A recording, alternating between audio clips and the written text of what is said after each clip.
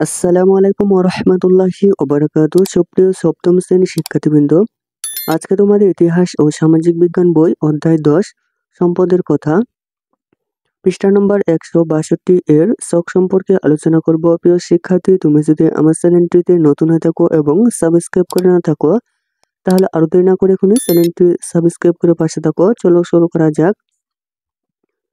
খুশি আপা বললেন, চলো এবার আমরা 3 বা 4টি দলে ভাগ হয়ে যাই। তারপর কয়েকটি দ্রব্যের অথবা পণ্যের তালিকা তৈরি করে কোনটার উপযোগিতা কখন বেশি সেটি বের করি। তোমাদের বোঝার সুবিধার জন্য একটি করে উদাহরণ দেওয়া হলো। প্রিয় শিক্ষার্থী, তোমাদের একটি উদাহরণ দেওয়া রয়েছে। প্রিয় শিক্ষার্থী, তোমাদের জন্য নমুনোত্তর প্রস্তুত করেছি, তা তোমরা দেখতে পারো। পণ্য কখন উপযোগ বেশি? পণ্য হচ্ছে ছাতা। ছাতা হচ্ছে গ্রীষ্মকালে ও বর্ষাকালে উপযোগ বেশি। তারপর পণ্য হচ্ছে শীতের পোশাক। শীতের পোশাক হচ্ছে শীতকালে বেশি উপযোগী। তারপর হচ্ছে আইসক্রিম। আইসক্রিম হচ্ছে গ্রীষ্মকালে উপযোগ বেশি। তারপর হচ্ছে ফ্যান অথবা এসি, গ্রীষ্মকালে উপযোগ বেশি। খুশি আপা ক্লাসে এসে বললেন, তোমরা গত কয়েকটি ক্লাসে উৎপাদন, পণ্য ও দ্রব্য নিয়ে জেনেছ।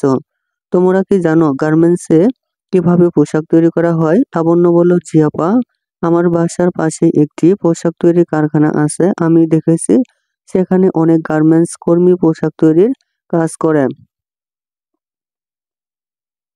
অনেক অনেক পোশাক তৈরি হয় সেখানে। খুশি আপা বললেন, দেখো তো লাবণ্য, এই ছবিটার সাথে তোমার দেখা পোশাক তৈরি কারখানার মিল খুঁজে পাও কিনা। চলো আমরা সবাই ছবিটি দেখি।